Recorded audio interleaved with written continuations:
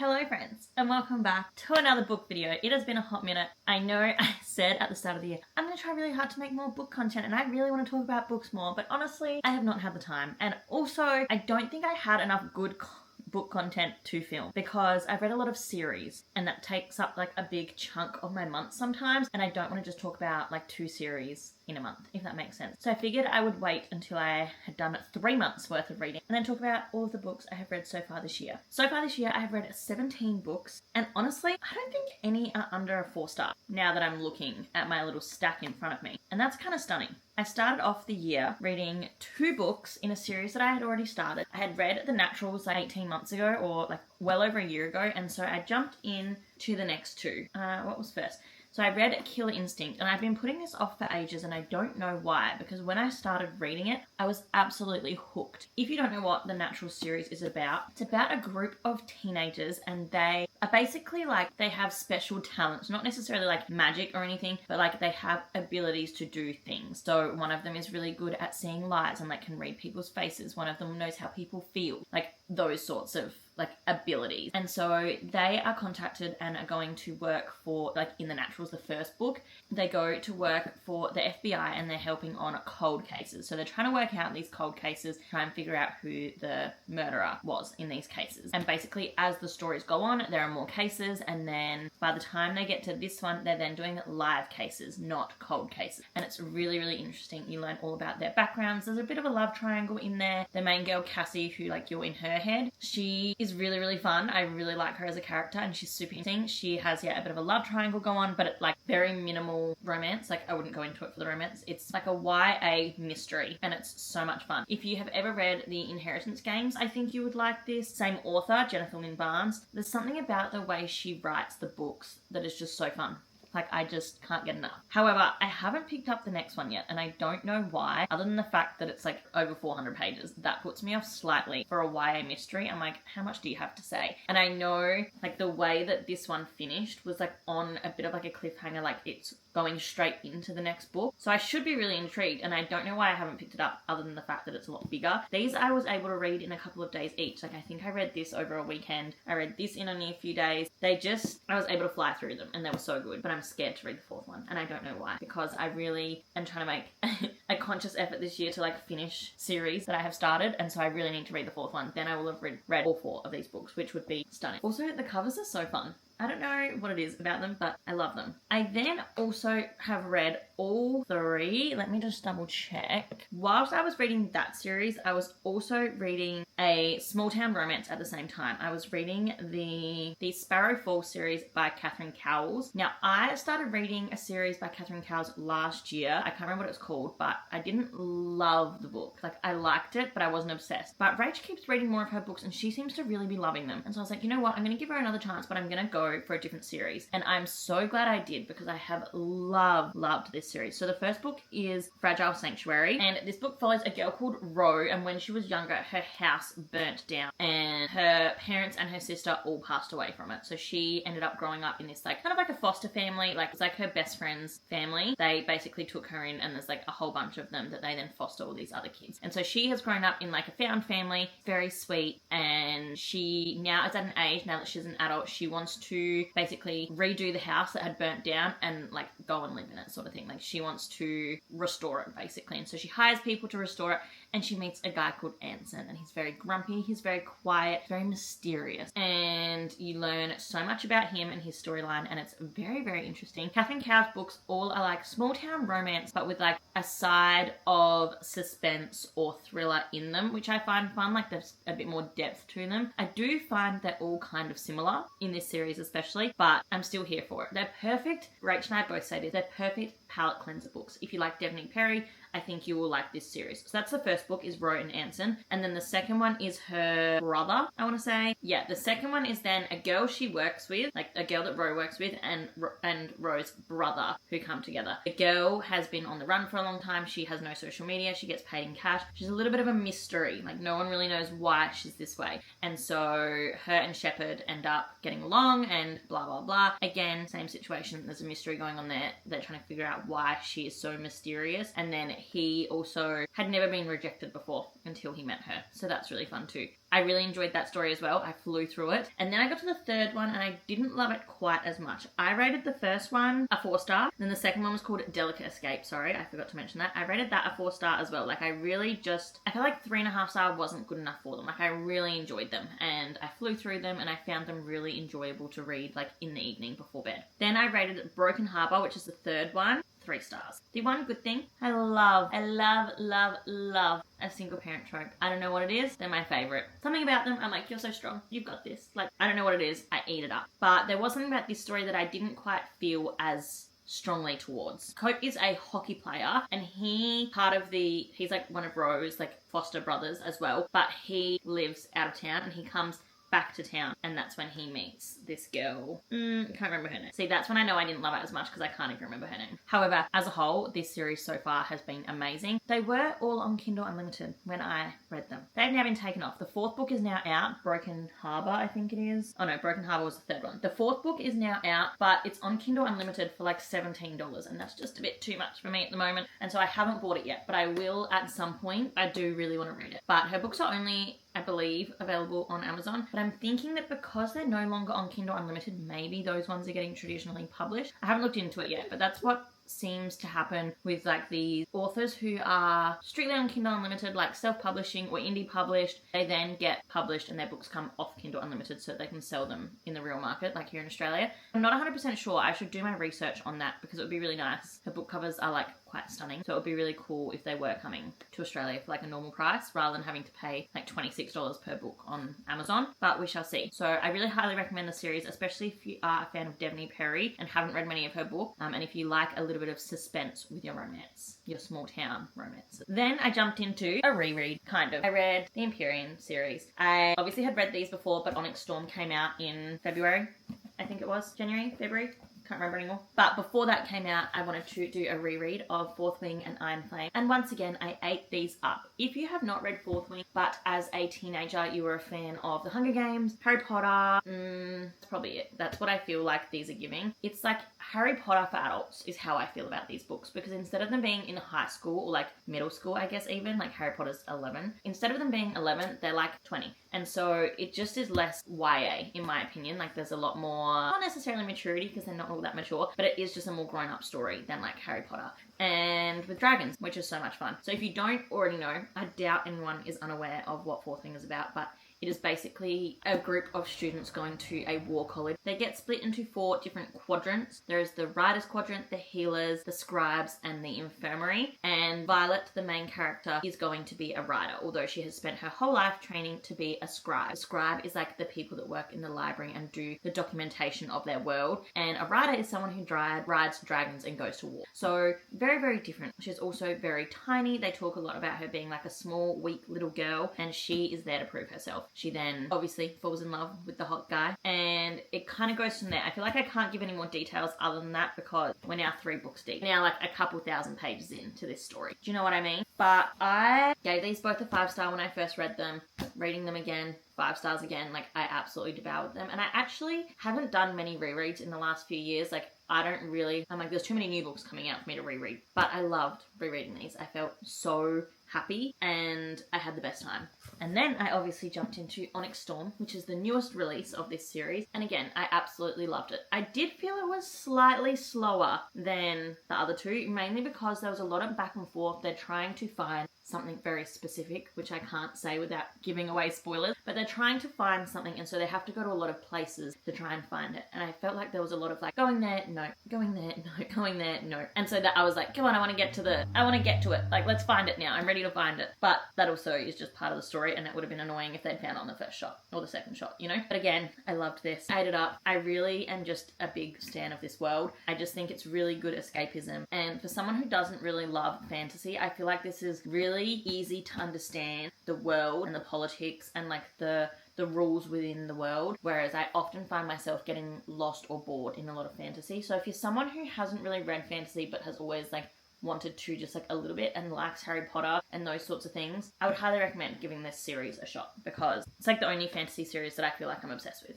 I I then obviously picked up Out of the Woods by Hannah Bonham Young. Hannah Bonham Young is one of my favourite small authors. I discovered her when she was still an indie author. Nothing she had been published at this point. She had 3,000 followers on Instagram, and I just fell in love with her writing. She now has like, I don't know, a lot. She's doing amazing for herself. She has now been traditionally published. All of her books are being re-released, traditionally published. She is now very accessible. This is available in Big W, which I'm so proud of her for. Like, she follows me back on Instagram and we've like chatted a fair few times, and I just feel really proud of her. And I feel like because I was there from when she was first releasing books, I'm like, I feel like a proud friend, and it's just really, really cool to see her growth.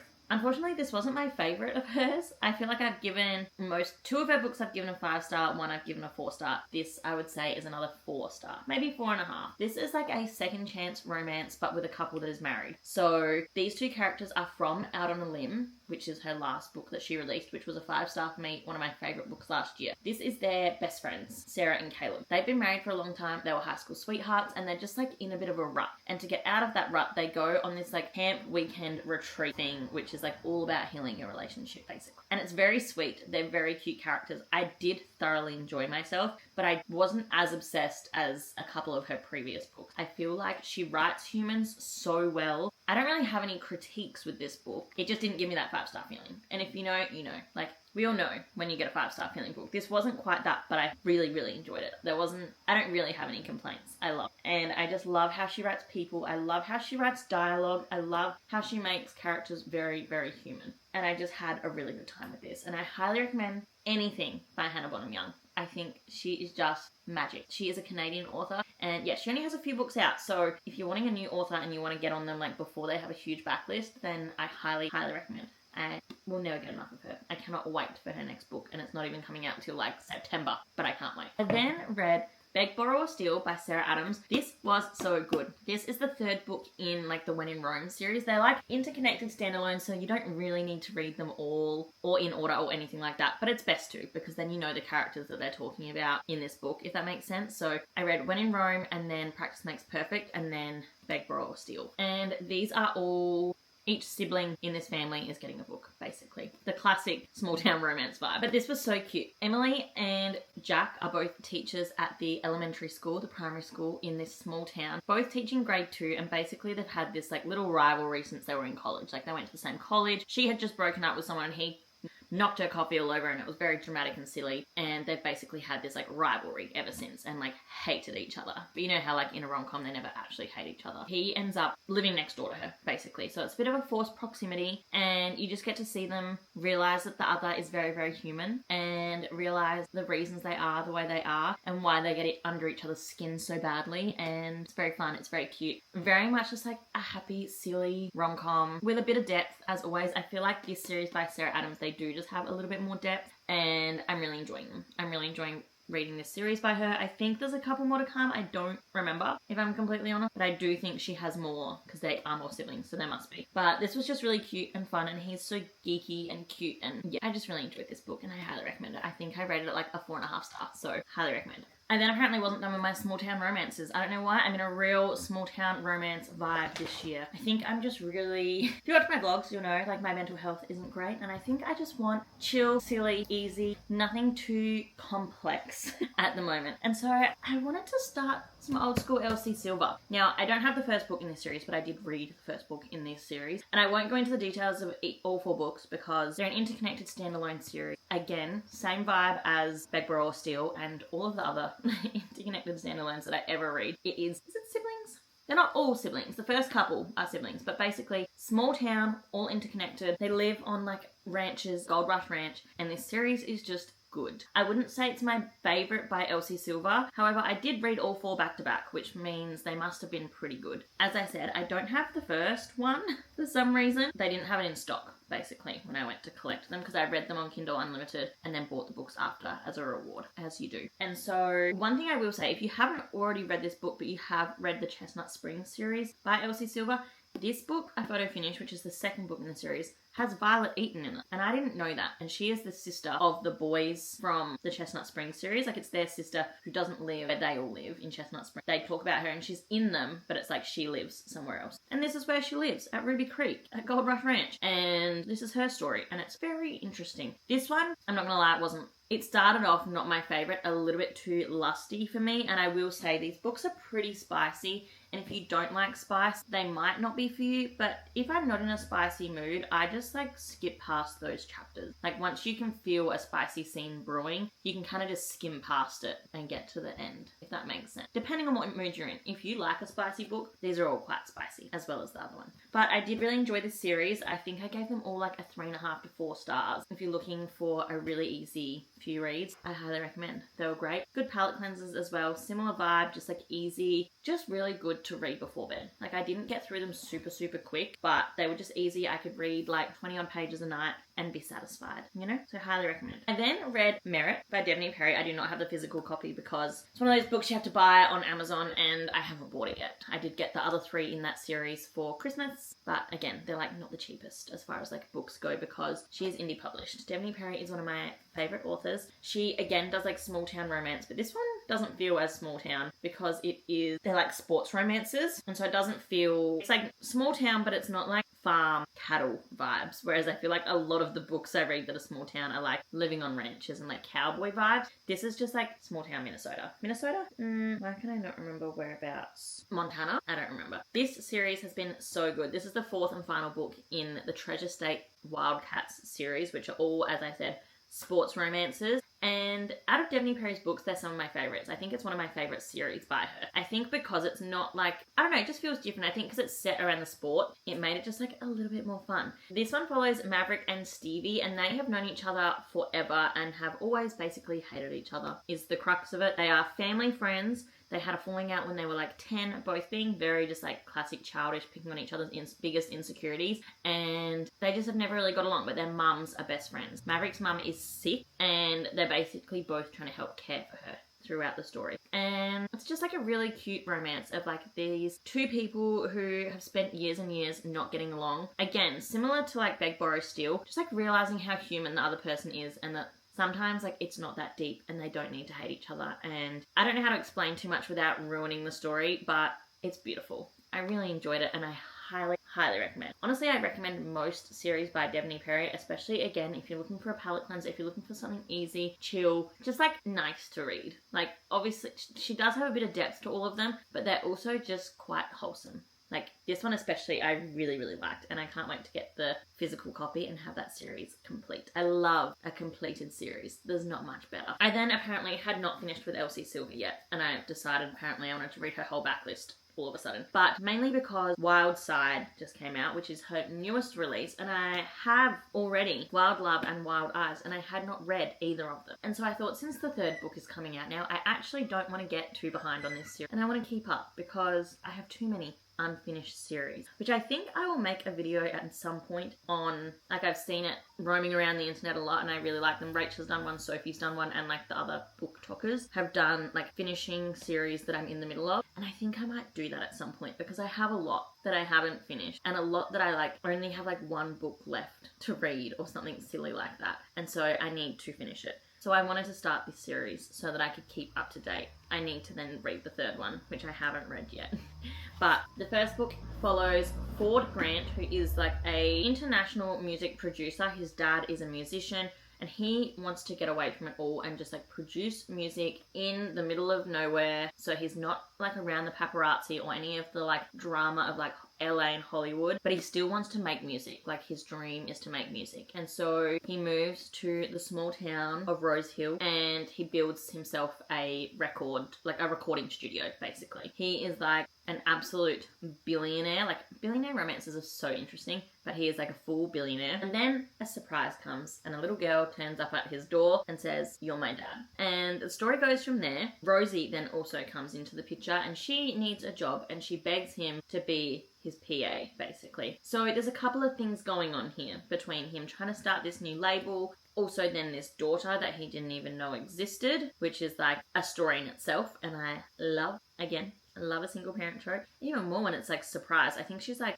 I can't remember, 7 or 11. I think she's 11 by the time she finds him. But there's like a reason she has now sought after him. And it's very sweet. And then Rosie is also there and she's trying to like find her place in the world and needs a job. And then they obviously are attracted to each other and it just goes from there. And it's really, really good. And I have a lot of fun with this. I found it really good. I know from what other people have said, they haven't loved this series as much as the Chestnut Spring series, but I really loved this. I think I gave it a 4-star. I really enjoyed it. And him and Rosie have a lot of history from when they were teenagers. He used to live in the small town before going off, and she also, like, they're from the same small town, so they already know each other when she's then asking for this job, and their relationship's just really fun.